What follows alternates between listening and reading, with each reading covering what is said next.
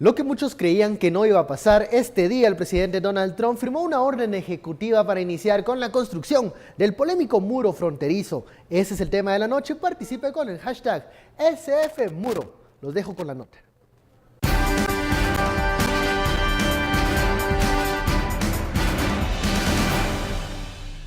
El presidente de Estados Unidos, Donald Trump, aseguró que una nación sin fronteras no es una nación.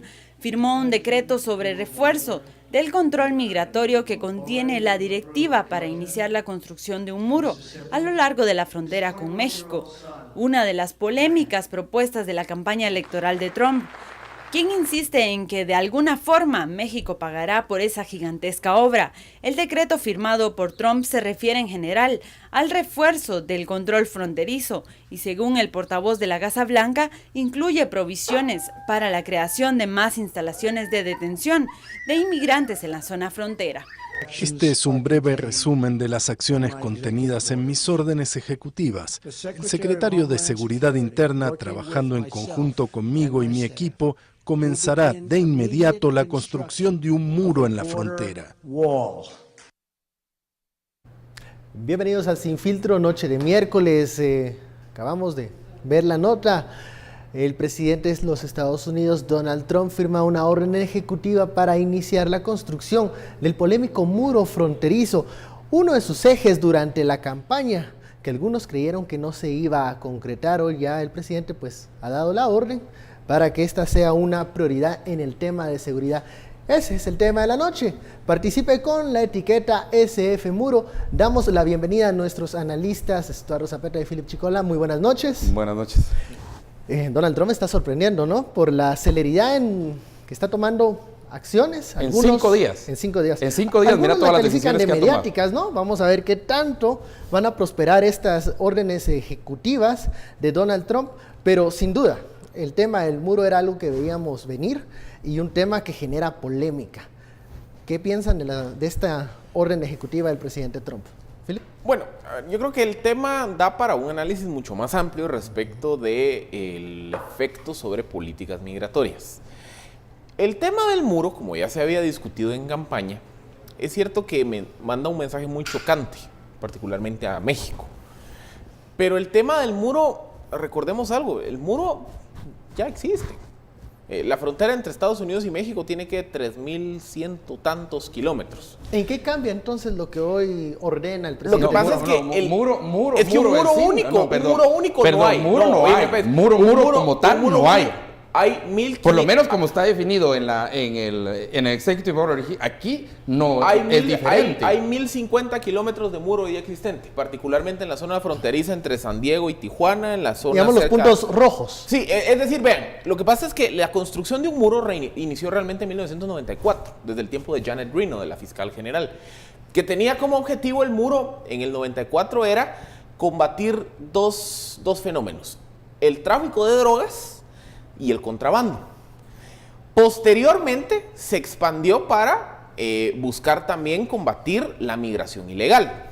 Pero como les digo, de los 3.180 creo que son los kilómetros entre México y Estados Unidos, ya hay barreras, ya hay muros construidos en más de 1.000 kilómetros. Faltan 2.000 kilómetros. Faltan 2.000 kilómetros. Más o menos el cálculo. Entonces, ¿dónde son las zonas donde no hay muro construido? Básicamente es en la zona del desierto de Sonora, en la zona del sur del desierto de Arizona y el Río Grande, y en la zona del Río Grande, donde existe, digamos, una barrera natural, que son las zonas en donde hoy los migrantes utilizan para cruzar al territorio norteamericano. Entonces, por eso les digo, el primer efecto de la orden de hoy es continuar un proceso que había iniciado en el 94, pero que tenía un objetivo completamente diferente en ese momento, que era contrabando y narcotráfico.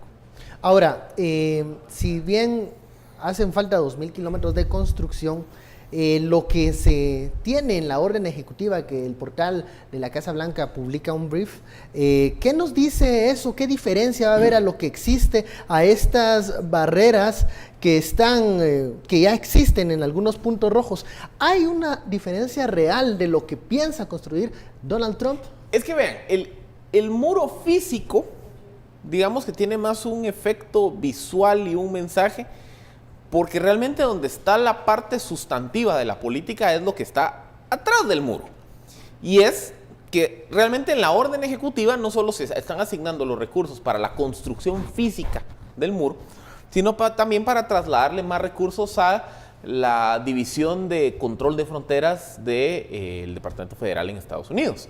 O sea, básicamente lo que se está haciendo es fortalecer la capacidad que tienen las patrullas fronterizas para patrullar la zona entre México y Estados Unidos y de esa forma, en teoría, tener mayor efectividad en capturar a los migrantes que están en proceso de llegar a Estados Unidos. Es decir, pues le digo, el muro lo que pasa es que tiene el efecto político, visual, el mensaje, pero aquí el asunto es control de frontera. Ahí es donde está enfocado realmente los recursos. Y es que así se titula el documento que publica la Casa Blanca hoy, la seguridad de la frontera sur, Estuardo.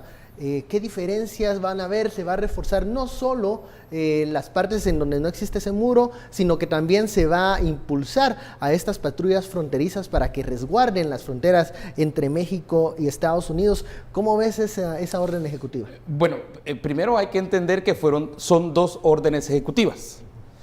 Primero, empecemos parte por parte. La primera orden ejecutiva es, como explicaba Philippe, es Border Security and Immigration Enforcement Improvements. Básicamente toma una ley que ya existe, que es Immigration National Act, y lo que hace es sobre esa ley construir. A mí lo que me preocupa son los razonamientos sobre los cuales se construye. Ojo que durante el tiempo de Clinton también se construyó el muro, durante el tiempo de Bush hubo también una construcción que en realidad en algunas partes es más un cerco que un muro.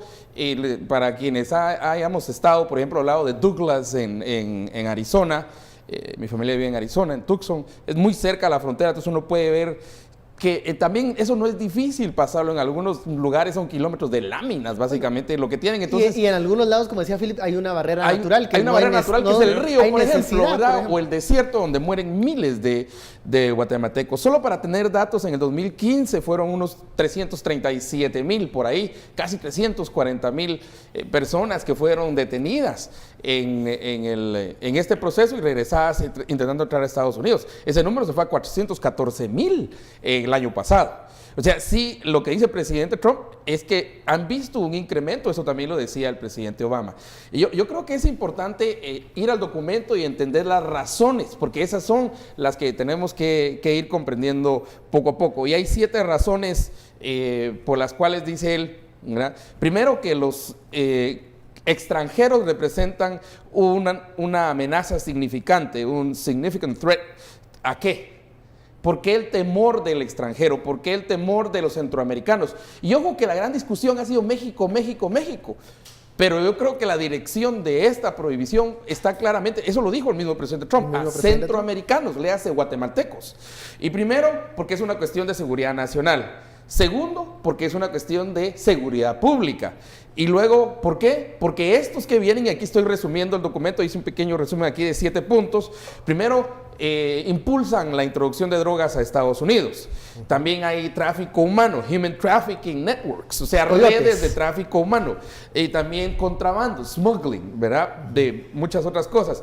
Y estos promueven ya en Estados Unidos crímenes violentos, violent crimes, ¿verdad? Y la muerte por esa introducción de drogas, o sea, estos, y en el número 6, ¿verdad? Entonces, esto se resume en una oración donde dice: those who illegally enter seek to harm Americans.